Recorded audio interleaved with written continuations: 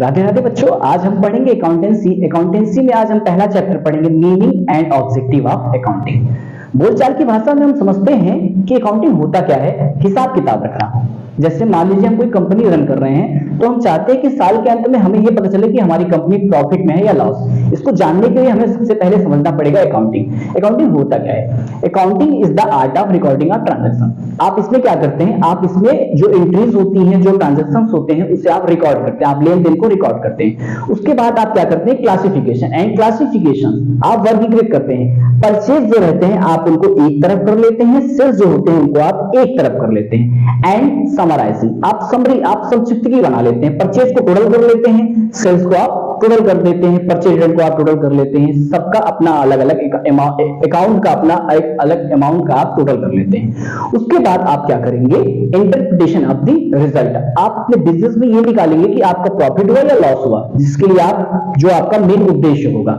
उसके बाद आप क्या करेंगे? कम्युनिकेट करेंगे। कम्युनिकेट करेंगे अपने यूजर्स को, जैसे हमारे क्रेडिटर्स हो गए, हमारे ओनर्स हो गए, हमारे इन्वेस्टर्स हो गए। उन्हें हम बताएंगे कि हमारे बिजनेस में कितना प्रॉफिट हुआ, कितना लॉस हुआ। ये सारा का सारा हमारा प्रोसेस कहलाता है अकाउंटिंग।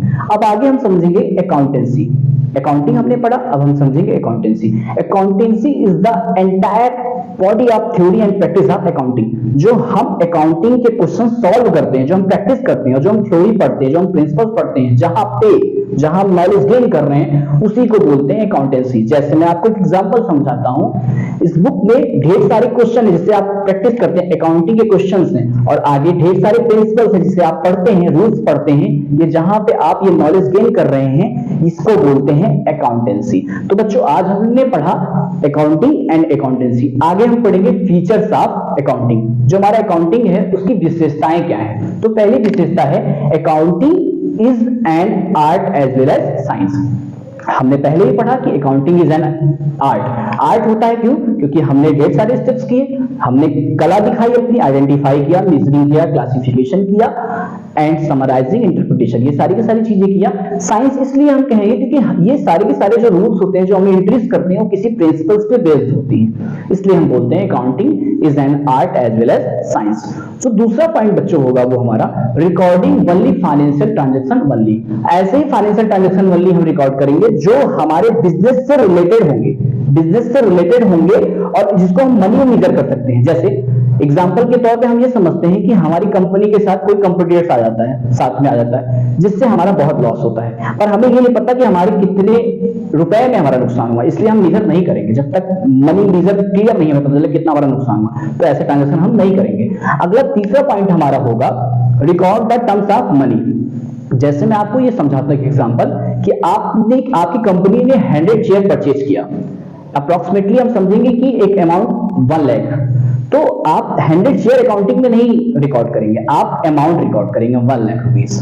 अगला बच्चों होगा क्लासिफिकेशन। अगला जो फीचर्स होगा, फोर्थ जो हमारा फीचर्स होगा क्लासिफिकेशन। क्लासिफिकेशन में मैंने बताया परचेज का अपना एक अलग अकाउंट होगा, सारे परचेज होंगे, सेल्स का अपना अलग अकाउंट होगा, सारा सेल्स उसमें होगा, सबका अपना अपना अकाउंट, क्लासिफिकेशन वर्गीकृत हो जाएगा।